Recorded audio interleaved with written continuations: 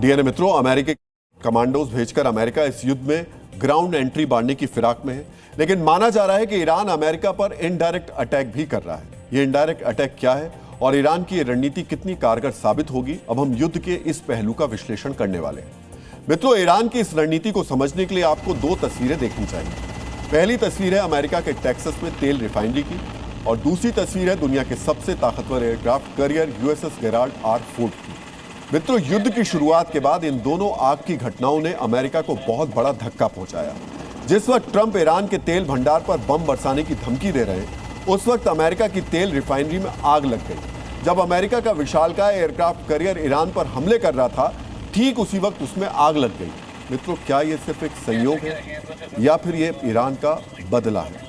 कल यानी 23 मार्च को टेक्सास के पोर्ट आर्थर में वेलिरो ऑयल रिफाइनरी में जबरदस्त विस्फोट हुआ। यह विस्फोट इतना जोरदार था कि इसकी आवाज 20 किलोमीटर दूर तक सुनाई दी। विस्फोट के घंटों तक यह धू-धू-कल जलता रहा। इस रिफाइनरी का एक हिस्सा पूरी तरीके से तबाह हो गया है। हादसे के बाद पूरा आसमान काले धुएं से भर गया। तेल रिफाइनरी में विस्फोट के बाद अधिकारी इसे हादसा बता रहे हैं। आधिकारिक बयान में कहा गया कि हीटर की खराबी की वजह से धमाका हुआ, लेकिन इस धमाके की टाइमिंग ऐसी है कि इस पर सवाल उठना लाजमी है। इस विस्फोट के बाद ये सवाल पूछे जा रहे हैं, क्या ये सच में हादसा है या फिर ईरान का हमला है? विस्फोट के बाद सवाल उठ रहे हैं, क्या ये हादसा ही है या फिर ईरान का कोई सीक्रेट ऑपरेशन है? मित्रों, ये सवाल इसलिए उठ रहे हैं क्योंकि ट्रंप ने ईरान के पावर प्लांट्स पर हमले की धमकी दी है। ऐसे में कई थ्योरीज में यह भी कहा जा रहा है कि क्या ये धमकी का जवाब है। मित्रों, ये तेल रिफाइनरी अमेरिका की 8वीं सबसे बड़ी तेल रिफाइनरी है। यहां से रोजाना करीब 4.5 लाख बैरल तेल निकाला जाता है।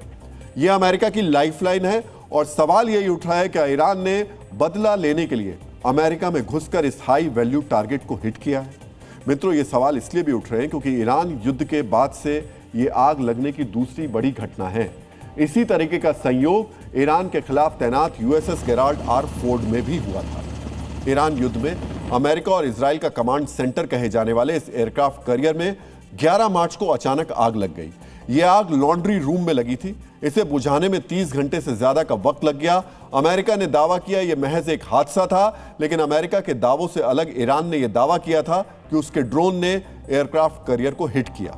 दावे दो हैं, लेकिन सच यह है कि इस आग की घटना के बाद अब इस वॉरशिप को वापस बुला लिया गया है। इसे ईरान के मोर्चे से हटा लिया गया है।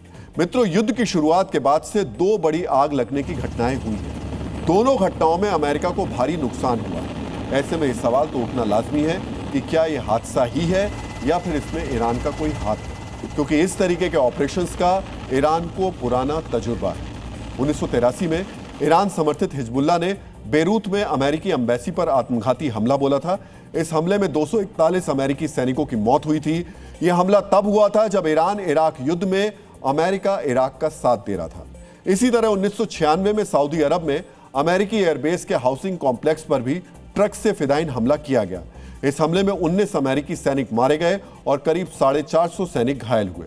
इस हमले के लिए भी एफबीआई ने ईरान को ही जिम्मेदार ठहराया था। ईरान ने 2011 में न्यूयॉर्क के अंदर सऊदी अरब के राजदूत की हत्या की साजिश रची थी। हालांकि यह साजिश नाकाम हो गई थी। मित्रों, दुनिया जानती है कि सैन्य ताकत के मामले में ईरान अमेरिका से काफी पीछे है, लेकिन ईरान हर बार उसी तरीके की युद्ध नीति अपनाता है। मित्रों, आपको यह जानना चाहिए कि इसे एसिमेट्री वॉरफेयर यानी गैर बराबरी वाला युद्ध नीति कहा जाता है, जिसमें दो असमान ताकतें आमने सामने होती हैं। इसमें कमजोर पक्ष आमने सामने की लड़ाई के बजाय गुरिल्ला युद्ध, फिदाइन हमले और साइबर हमलों जैसी अपरंपरागत रणनीतियों का उपयोग करके मजबूत दुश्मन की कमजोरियों पर प्रहार करता है।